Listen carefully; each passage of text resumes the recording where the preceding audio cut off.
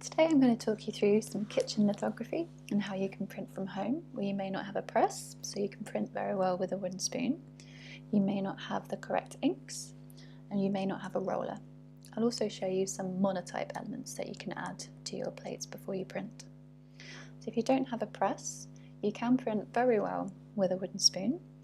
The print on the left was printed with a press, so you can see it's slightly darker, and the print on the right was printed with a wooden spoon, so it's slightly lighter, and there are some areas where it needed a little bit more pressure, but overall the print quality is very good.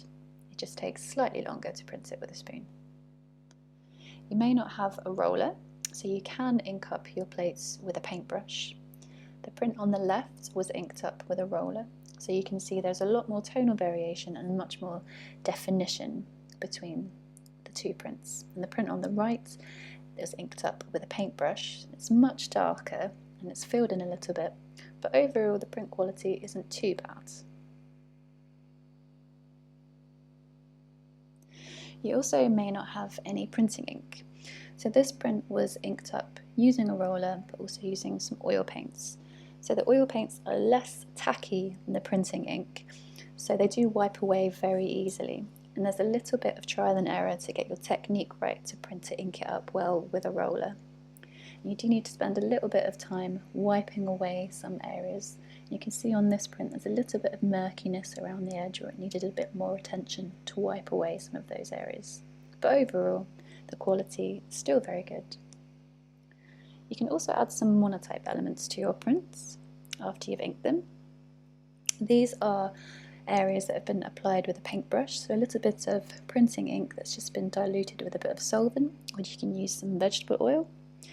After you've printed these, they will wipe away when you dampen your plate to ink it up a second time, which means that each time you ink up your plate, you can add some varying imagery to each consecutive print. You can't add any permanent imagery at this point, so you're best to create a new kitchen litho plate if you want to add some.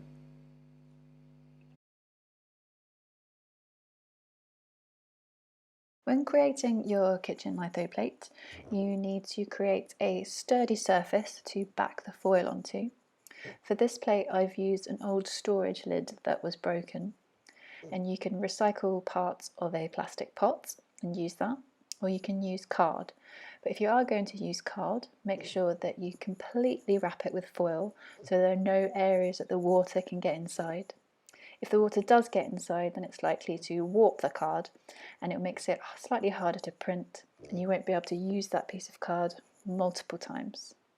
But whatever you do use, make sure that the corners aren't too sharp so they won't pierce a hole through the foil. For the foil, we're going to be using the duller side of the foil. So you can touch the shinier side of the foil, but it's still best practice to reduce the amount of time that you're touching the foil so you're not transferring any grease. Foil from the Co-op and Aldi has a hexagonal pattern to it, and that can show up in your mark making. So if you don't want that, then avoid buying those foils. So first we're going to slightly dampen the plate so that the foil has something to stick to. And then I found it's easiest to roll the foil over the plate to avoid getting any creases or air bubbles underneath the foil.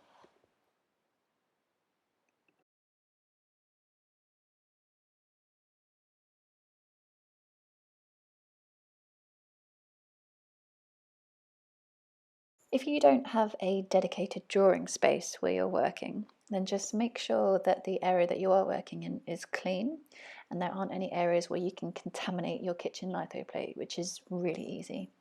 I'm covering the front of my kitchen litho plate when I flip it over so that I don't end up getting any residue grease from the table onto my drawing surface. So now, as we're working on the back, it doesn't matter if we touch the foil because it's not going to be our drawing surface. So you can just flip over your areas of foil and fold them down, and ideally tape them with some sellotape and then cover up any areas where any water or coke can get inside. And then once you're done, you can carefully turn over your plates and then begin to draw.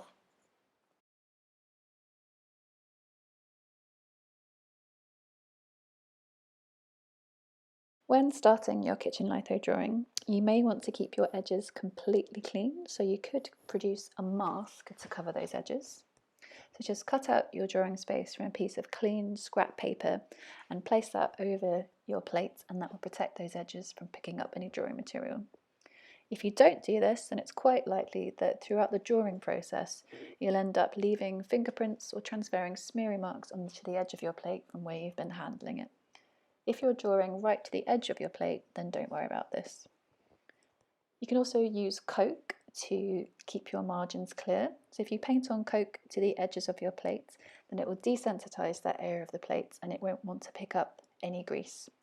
And you can also use that throughout the drawing process to keep areas clean. If, like me, you tend to lean on your drawing surface while you're drawing, then just place a piece of scrap paper underneath your hand, and that way, when you're drawing, you won't transfer grease from your hand onto the plate. You can draw with anything grease or oil based. Here I'm using a Chinagraph pencil, which is a grease based pencil, and these are great for replicating pencil like marks, and you can buy these cheaply online.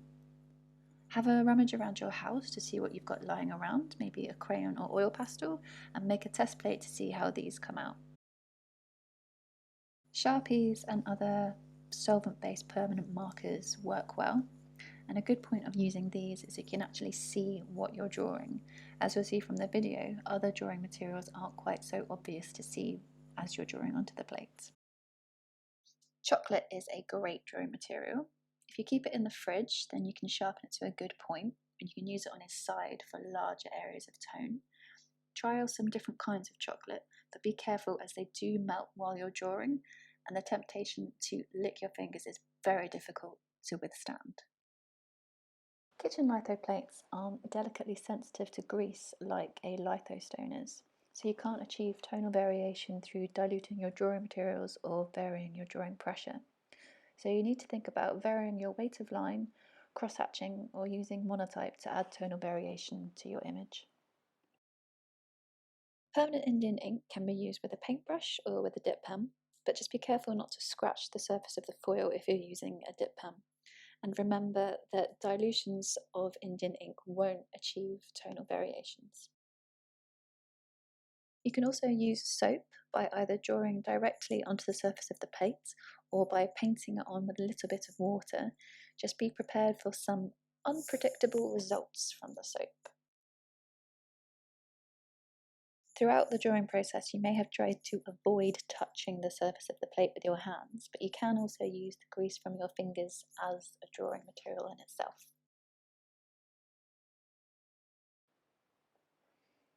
Make sure all of your drawing material is dry before you come to etch the plate, otherwise the coat could end up washing it off. So if you've used a warm hairdryer on it, just give it a cool down as well with a cold hairdryer. We're using Coke to etch this plate, but you can use lemon juice, and you can use any old Coke that you've had lying around, because it's not the carbonated aspect of the Coke that does the etching, but the phosphoric acid which is in the ingredients. And once you've used the Coke, you can store it and use it again and again, as long as it doesn't get too contaminated. So pop your plate into a Tupperware pot.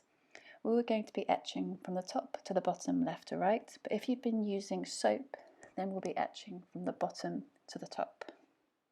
So we're going to pour the Coke over the top of the plate, slowly from left to right, making sure that every area of the plate has been covered.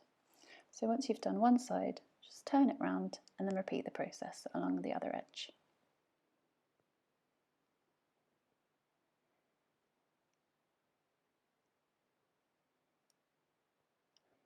You should know if you've had a successful etch. By holding it up to the light, you can see that the Coke is sitting nice and evenly in your non-image areas, and it's rejecting any greasy material that you have drawn on your plate. But don't worry if the Sharpie and the Indian ink look like they're not rejecting anything, they should still have worked. So give your plate a rinse under the tap to get rid of the Coke, but keep it damp before we start to ink it up. If you've got the space where you're working, then you want to keep your inking station separate from the rest of your working area and keep it clean. So use either a glass slab or a sheet of perspex if you have it, or lay down some sheets of newspaper onto a flat surface and ink up onto a sheet of aluminium foil. To clean your plate, you can use some old sheets or t-shirts and cut them up into rags, or you can use some kitchen towel. So you first want to remove your drawing material. The Sharpie and the Indian ink will still leave a residue, but don't worry about that. So we're going to use a little bit of vegetable oil and a wet rag, and we're just going to massage the plate with just a little pressure until the drawing material comes away. Sometimes it does take a little bit of time, but be patient and don't apply too much pressure. Don't allow the oil to dry on the plate at this point, so if you need to reapply some water at any point, just go for it. If the oil does dry on the plate, then that will pick up ink when you come to ink it up, and that's quite a common problem that happens, so make sure you keep the plate damp. When you're finished, grab yourself a clean rag, a wet rag, and wipe that over the plate until you know that you've got all of the residue of oil off. So if there are any shiny marks on the rag when you're finished, then just give it another wipe over until all the oil is gone. Then keep the plate damp, ready to ink.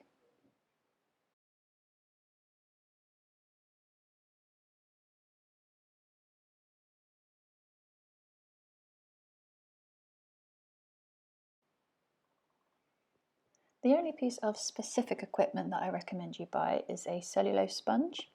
The regular washing up sponges that you can get are plastic and quite scratchy on the plates, whereas the cellulose sponges are softer and more absorbent. You can buy a smaller pink version from Sainsbury's, or you can buy these ones online.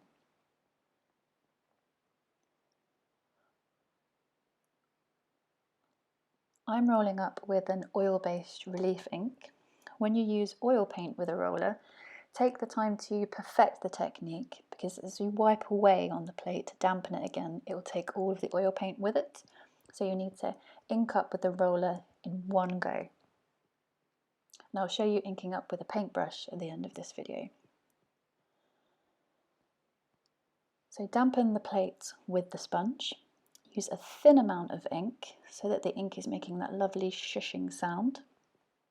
And using a little pressure and fast rolls back and forth, ink up your plate. So don't let your plate dry, as the foil will stick to your roller and then tear away. And you may need to ink it in multiple directions until it's completely inked. Make sure you finish on a roll and not on a sponge, as this will leave damp white marks on top of your ink.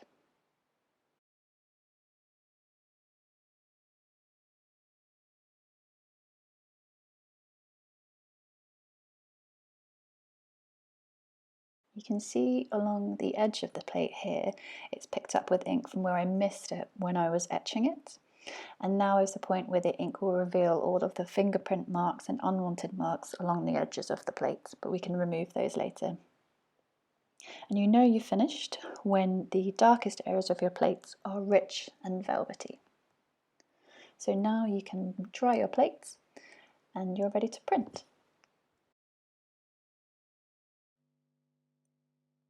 When the water on your plate has dried, you can now add some additional monotype elements to your plate. And now is a good time to add some midtones.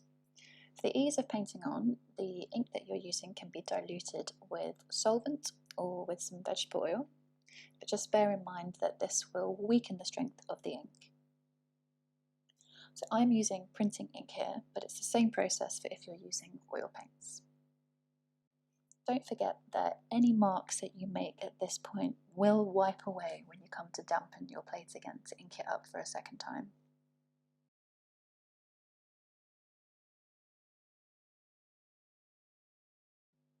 At this point, you can also make small removals from your plate or lighten areas.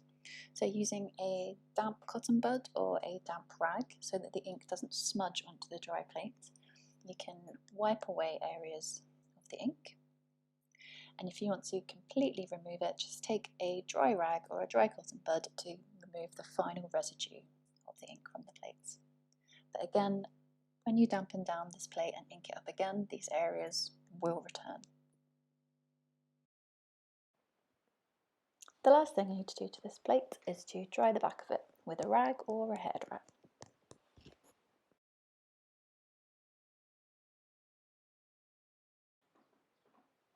If you don't have a separate space for printing, then just make sure the space you're using is clean, or put some scrap paper underneath to protect your printing paper.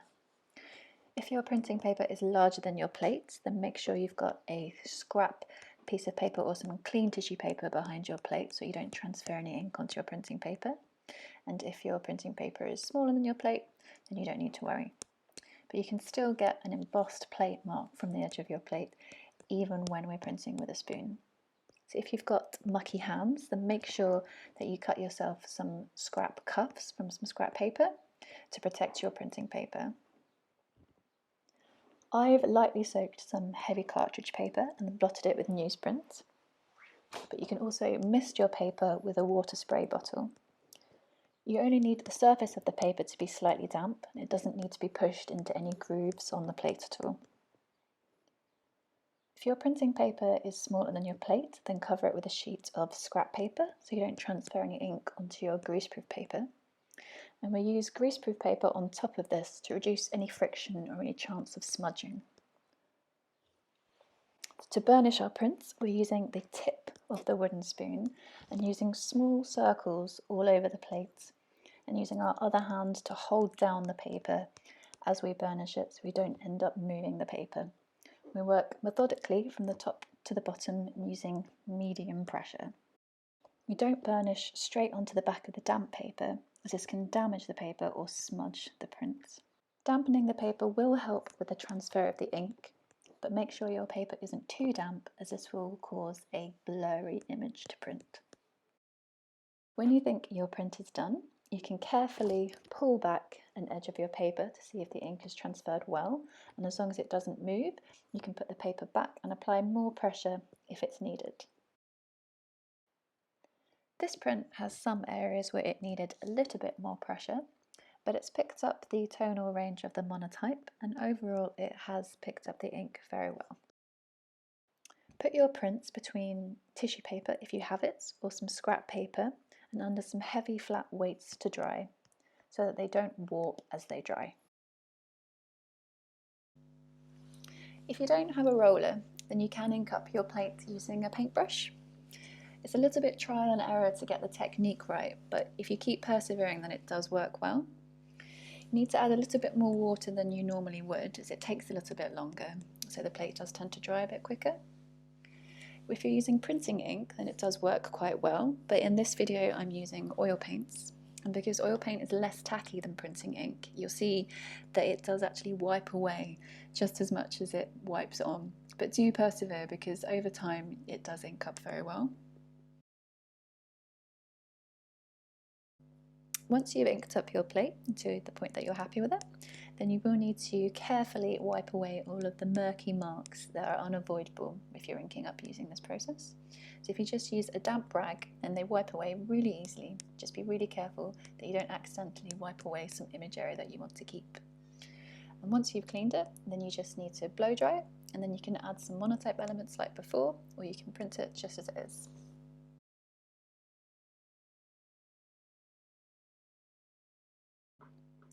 I've added a few extra monotype elements to this plate before I'm printing it in exactly the same way with a wooden spoon and a dampened piece of paper. When you're finished with your plate and you don't want to print it anymore, then just grab yourself a damp rag and a little bit of olive oil, and then wipe away all of the ink, and then you can pop the foil in the recycling.